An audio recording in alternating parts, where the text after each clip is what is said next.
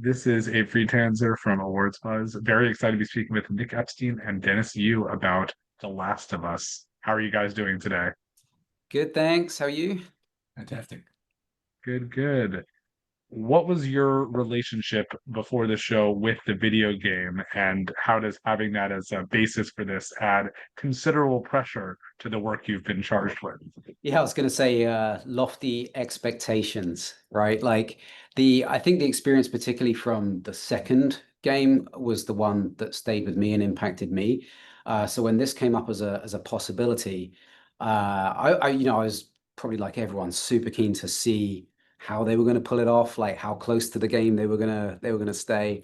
Um, but yeah, like I guess daunting and also wanting to do the absolute best for the series, right? And like it's just such an iconic piece of IP. Yeah, pretty stoked. Yeah, for me, the first game really drew me in. I just love that the whole beginning story. Um, and at that time, I was like, is this going to be the future of storytelling? Because it was mind blowing how in depth you get into the story because of the characters. And then the second game, I found it a little bit harder. I played it when I was obviously not as much of a gamer, and I only could play at night because of the kids, and I found it gave me too much anxiety. I couldn't fall asleep after, so that was a bit of a struggle. So I actually ended up watching somebody, an expert on Twitch, which is also enjoyable, without the frustration, I guess. Yeah, huge fans obviously of both, but yeah, the second game was too hard for me, and I was too much of a gamer to go to easy mode. Well, you're talking to somebody who has not played actually almost any video games in his life, but also not familiar with this game. And so it's nice to be able to see your work as the definitive vision. I'm not comparing it to something else other than, say, another zombie infected whatever thing from the Right. past. But I am curious how technology that you work with differs from what's being used in, say, the game and its sequel. I mean, fidelity is like one of the main things, because we use mostly offline strategy. We can take a bit longer to realize things. It doesn't have to be sort of like boiled down to a real-time playable product. So we get I guess the dubious pleasure of like going and sculpting these things over and over and over again until it's absolutely perfect. I think from a video game point of view, you can do that within the constraints that you have to work with, and our constraints just are a bit, well, a fair bit less constraining. Yeah, and we're not bogged down for frame rates or anything like that, so we can get as high fidelity as we want. I think that's another thing that the game industry is always restricted on. Well, I know people have been talking just a little bit about the second episode of the season because of a certain character-related development, but I want to ignore that. I'm not interested in that right now. I want to talk more about your work, specifically just the scale of that episode and the fact that it is such an intimate experience of seeing characters interact, and then you just have so many infected, like covered in snow, and just it is when this show, I don't know if I would always call it horror, but there is something genuinely terrifying about that. So I'd love each of you to walk me through your role in specifically that, just the scope of all of that.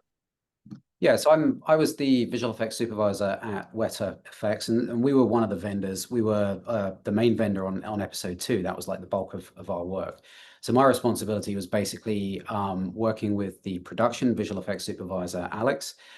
He had me on set, so the two of us could strategize in between takes, try and plan as best we could.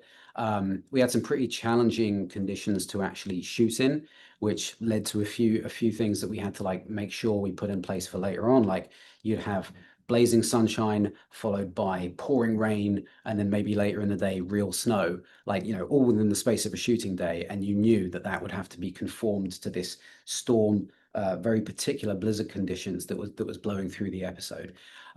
So yeah, that was my main responsibility, just responsible for sort of start to finish visual effects for Weta's contribution to the episode.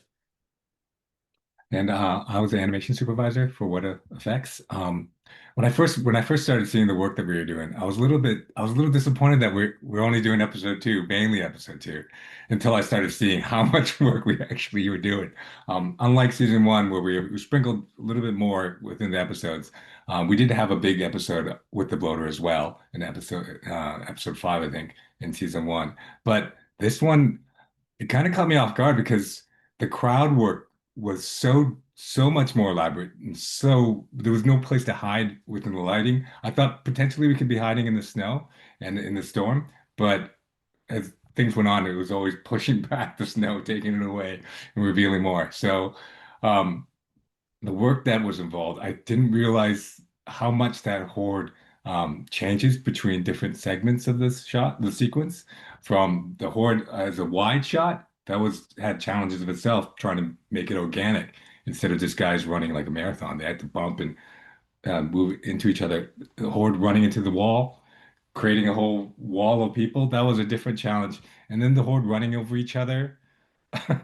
It was just daunting, like everything. So we had capture, motion capture, and then we had to do a simulation on top of that, where they're actually bumping into people, tripping and falling, and even bespoke motion, we're keyframing a lot of things from scratch. And then on top of that, we got to put effects, snow, light them on fire, Set them blow on them up. fire, blow them Yeah, up. Yeah. What else can you throw at us? yeah. It was pretty crazy.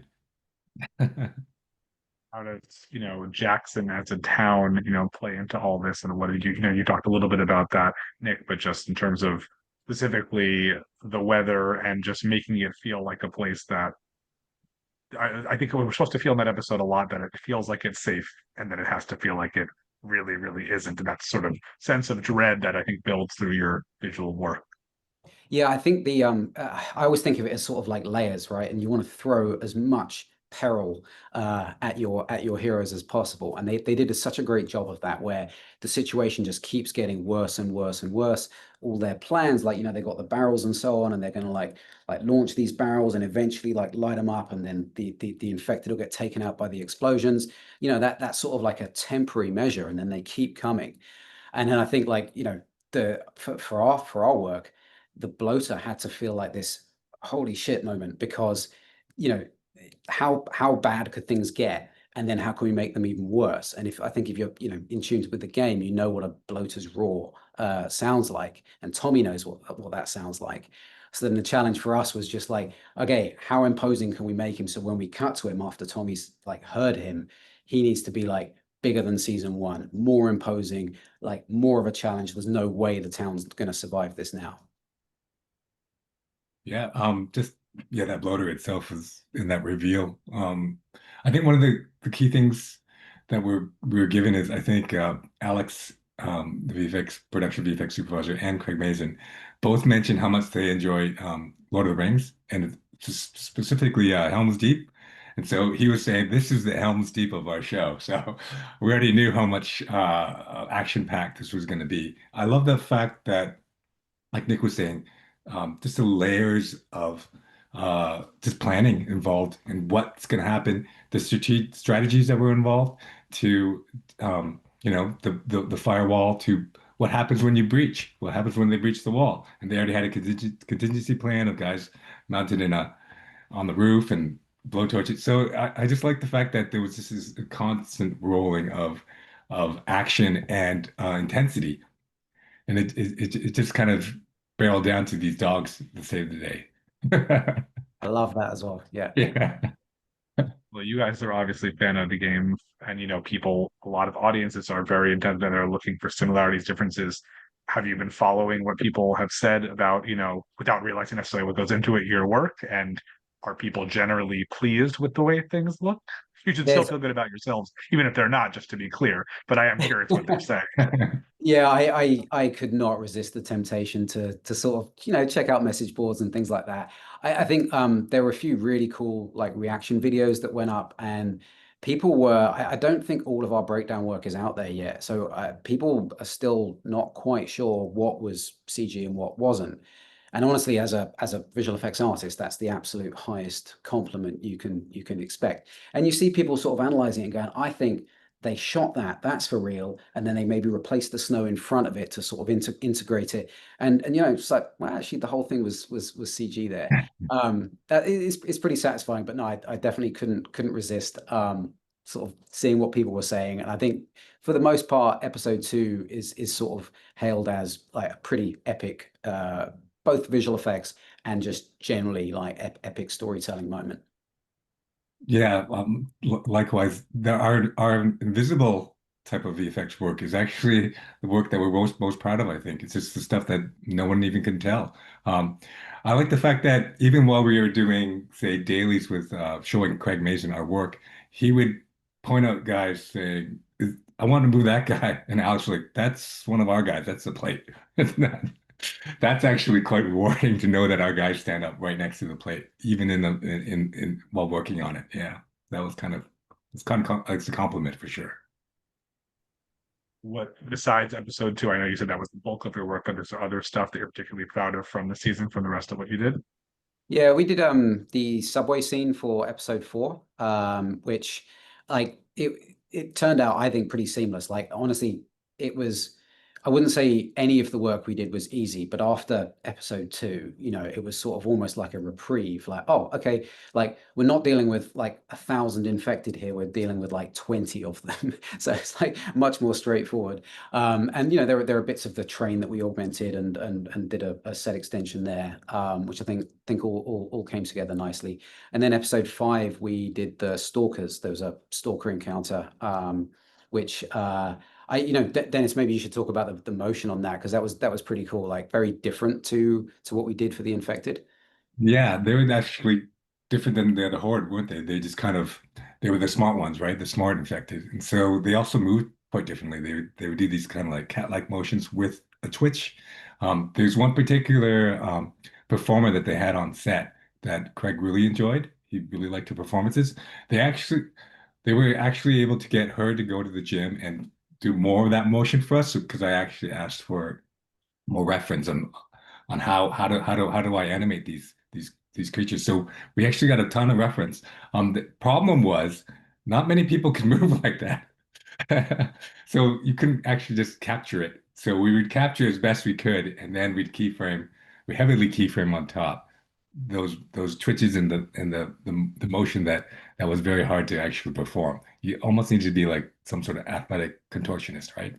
To do those type of things. And even if you were, it doesn't mean that you can move like that. So yeah, it was quite unique and it was fun at the same time because yeah, well, animation is my life. So just having aspects of doing that sort of thing is always enjoyable. And from my limited understanding, as someone who's not into the game, there is more material that hasn't yet been adapted that could be for season 3. So based on the fact that you guys know more, are there particular moments that you're like, I would love to get to work on that if that ended up being part of the show? And should you share those, or is it better that you don't? I don't know if I want the answer to the question. I mean, if people know the game, there's a character lurking somewhere that is I mean, he's a rat king, right? I would absolutely love to work on that. Yeah, absolutely. If you know the game, you know what we're talking about. I think the rat king is actual term for a rat infested nest, isn't it? Yeah, So yeah, it's a yeah, thing in reality, right? Like yeah, they meld together after spending a bunch of time in gross places, I think. yeah. So it's kind of like a bunch of creatures intertwined. So that's one of the. I think the other ones is a shambler, which is like a bloater, but they explode. So I don't know if it's in the season. I'm not trying to give away spoilers or anything. I have no idea. In the game, I hate those things, but yeah, very Yeah, cool in to the game. be able to realize those. Yeah, that'd be I'll keep an eye out for 2.5 years from now. I'll be like, I remember I was talking without, so that'll definitely be good.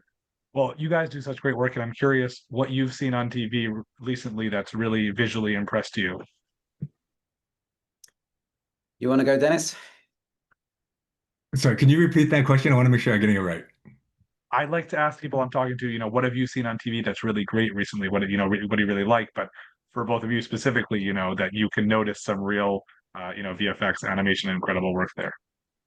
Oh, well, you're catching me off guard. I've recently seen some set builds on Andor that I enjoyed. Yeah. Yeah. That was probably going to be my go-to. I think there's Severance has got a very cool sequence that I think works really well. What else have I seen recently that's like that's pretty impressive? Those two sort of stood out to me. And I think Adolescence as well was really interesting, like the camera work on Adolescence, and like, you know, the fact that each episode sort of made up of like, I think it's like 5 or 6 shots only. That's pretty impressive and pretty unique. I've been watching too many reality type shows, staying away from VFX. That's fair. Well, I so appreciate your time to break down some of this stuff, which is always awe-inspiring to watch. And I wish you some fulfillment with your desire to work with, what you'd like coming up in this show and just everything else in your career. Awesome. Thanks, Abe. Thanks, Abe.